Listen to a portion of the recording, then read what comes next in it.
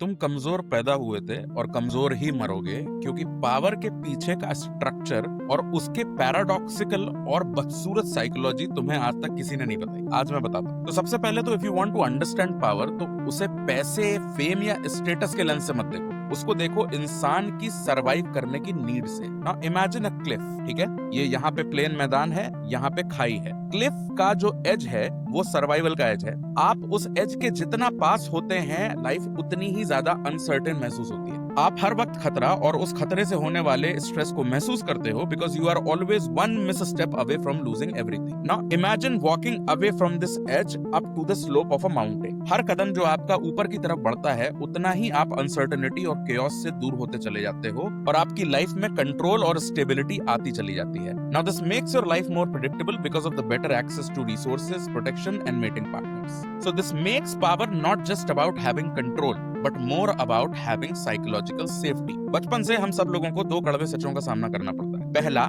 ये दुनिया हमको नुकसान पहुंचा सकती है, और दूसरा, हम सब कुछ कंट्रोल नहीं कर सकते। और ये सच हमारे अंदर एक एंजाइटी पैदा करता है, जो इस एहसास से आती है कि हमारी जिंदगी एक्सटर्नल फैक्टर्स से कंट्रोल हो रही है। और पावर किसी भी फॉर्म में दिमाग का एक जरिया होता है उस एंजाइटी को कम करने का। That's why people crave it so deeply, because it feels like freedom from helplessness. Human evolution में भी पावर सिर्फ ईगो की नहीं, सर्वाइवल की डिमांड रही है। इसीलिए आज भी हमारा सेंस ऑफ सर्वाइवल और बिलोंगिंग हमारी सोशल पोजीशनिंग से इन्फ्लुएंस होता है, जो कि इनविजिबल हायरार्कीज में एग्जिस्ट करती है, चाहे वो वर्क स्पेस में हो, रिलेशनशिप्स में हो या सोशल मीडिया पर। साइकोलॉजिकली हर इंसान आज भी खुद से वही सवाल पूछ रहा है, where do I stand in this tribe? Now जिस माउंटेन के बारे में मैंने बात की, हम सब उसकी किसी न किसी ऊंचाई या नीचाई पर रहते हैं। उसके टॉप पर बहुत कम लोग पहुंच पाते हैं, because power bye it's nature is a limited resource. और जब किसी चीज की सप्लाई इतनी लिमिटेड हो, तो उस चीज को पाने की कीमत हमेशा अनरीजनेबली ज्यादा होगी, जिसको चुकाना हर इंसान अफोर्ड नहीं कर सकता। So the question is, what does it cost to attain power? Mostly three things: friction, sacrifice, isolation. Powerful बिना फ्रिक्शन या रेजिस्टेंस के नहीं बना जा सकता, जो कि अपने आप में एक पैराडॉक्स है, क्योंकि पावर अटेन करने का रीजन ही ये है कि लाइफ से फ्रिक्शन,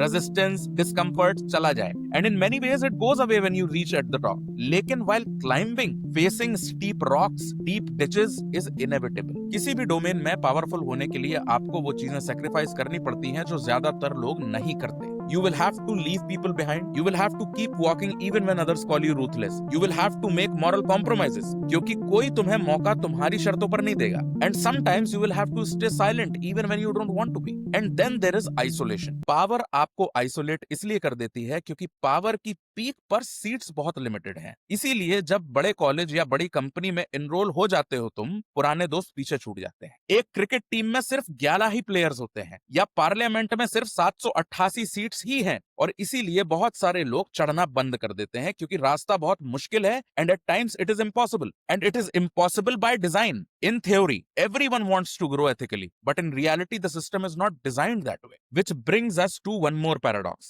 हम as a society ambition को रिवॉर्ड करते हैं और करना चाहते हैं, लेकिन सेम टाइम हमको बेलगाम एम्बिशन से डर भी लगता है, और इसीलिए हमने मॉरल्स और एथिक्स इन्वेंट किए, क्योंकि अगर हर इंसान अपने सर्वाइवल के लिए बेलगाम होकर एब्सोल्यूट पावर की तरफ बढ़ेगा, तो सिविलाइजेशन कंपटीशन के वजन के नीचे आके कोलैप्स हो जाएगी। तो इसीलिए morality works as a chain against your need to survive. Morality आपको एक सोशल कॉन्ट्रैक्ट में बांध के रखती है कि आप मिडिल ऑफ द माउंटेन या बॉटम ऑफ द माउंटेन में सेटल हो जाइए। Now last but not the least, power के साथ एक पैराडॉक्स और है। इंसान ताकत इसलिए चाहता है ताकि वो वल्नरेबल होने की जगह इनविंसिबल हो जाए। But once you go high in the hierarchy, आपका नर्वस सिस्टम कंट्रोल को एग्जिस्टेंस से कंफ्यूज करने लगता है। इसीलिए पावरफुल लोग इंटॉलरेंट होने लगते हैं। एक छोटा सा रिफ्यूजल भी उनके अंदर सर्वाइवल का अलार्म बजा देता है। Their brain interprets loss of control as loss of safety, hence it bruises their ego. हम सब लोग अपनी ज्यादातर जिंदगी में प्रिटेंड करते रहते हैं। We act nicely, we adjust, we please others, क्योंकि हमारा सर्वाइवल सोशल अप्रूवल पर डिपेंड करता है।